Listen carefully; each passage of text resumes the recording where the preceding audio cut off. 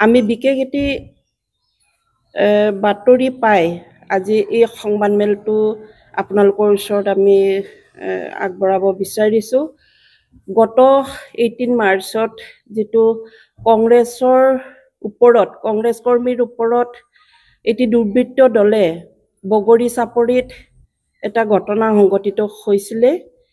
এই ঘটনাটিত আলম লৈ বিভিন্ন বাতৰিত প্ৰকাশ পাইছে যে ভাৰতীয় জনতা পাৰ্টিৰ কাৰ্যকৰ্তাই এই কাৰ্যটো কৰা হৈছে বুলি আমাক অভিযোগ আনা হৈছে।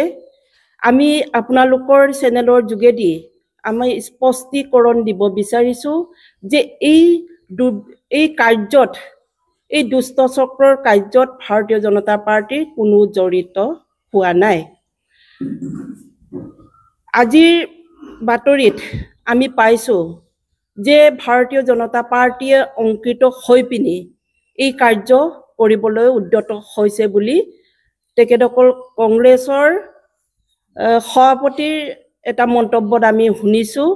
পেপাৰত তেখেতে মন্তব্য দিছে আৰু আমি তেখেতক প্ৰত্যাহ্বান জনাইছোঁ, যদি এই দুষ্ট চক্ৰৰ কাৰ্যত যদি আমাৰ কোনোবা কাৰ্যকৰ্তাই যদি জড়িত থকাৰ তেখেতে প্ৰমাণ দিব পাৰে তেতিয়াহ'লে তেখেতে নাম উল্লেখ কৰক।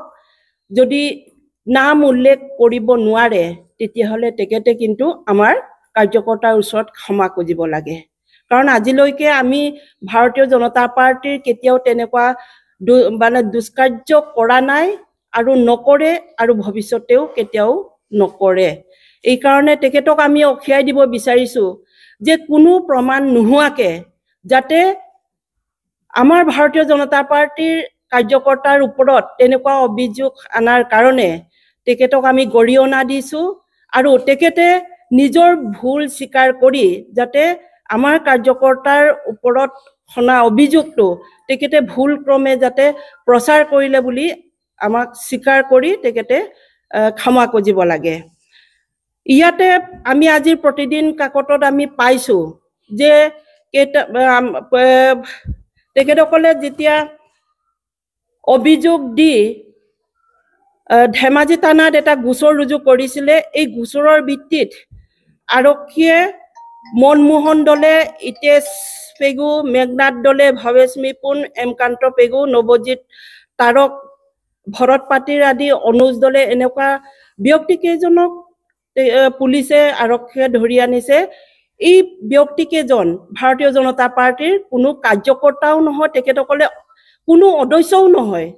এই কাৰণে এই ব্যক্তিকেইজনক যেতিয়া দুৰ্বৃত্তৰ লগত জড়িত বুলি এৰেষ্ট কৰা হৈছে, গ্ৰেপ্তাৰ কৰা হৈছে, তাতে তেখেতসকলে বুজি পাব লাগিছিলে যে আমাৰ ভাৰতীয় জনতা পাৰ্টি কেতিয়াও জড়িত হোৱা নাই আৰু জড়িত নহয়।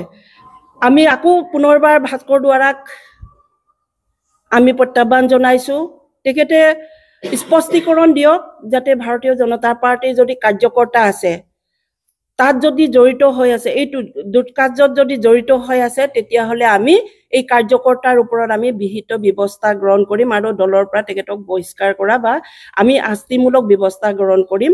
আৰু আমি যদি তেখেতে এই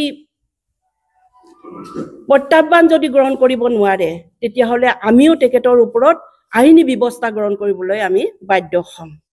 যোৱা দুদিন আগত আমাৰ বিশেষকৈ জোনাই সমষ্টিৰ পশ্চিম জোনাই মণ্ডল অন্তৰ্গত লাইমেকুৰি অঞ্চলত এটি দুৰ্ভাগ্যজনক এটা ঘটনা আমি বিভিন্ন সংবাদ মাধ্যম যোগেদি আমি জানিব পাৰিছোঁ।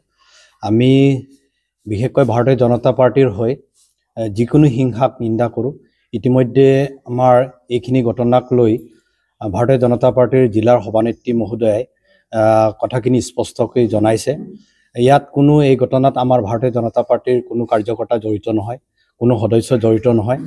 আৰু বিশেষকৈ এই ঘটনাটো আমি যিকোনো হিংসাক ভাৰতীয় জনতা পাৰ্টি আমি গৰিহণা দিওঁ আৰু এটা শান্তিপূৰ্ণ এটা অঞ্চল হিচাপে আমি সদায় কৰিবলৈ চেষ্টা কৰোঁ। আৰু যিখিনি হৈছে এইটো আইনী প্ৰক্ৰিয়াৰ মাজেদি কোন ব্যক্তিয়ে দুষ্কৃতিকাৰীয়ে তেনেধৰণৰ কাৰ্য কৰিছে নিশ্চিতভাৱে আইন আছে, আইনে সেইমতে ব্যৱস্থা গ্ৰহণ কৰিব।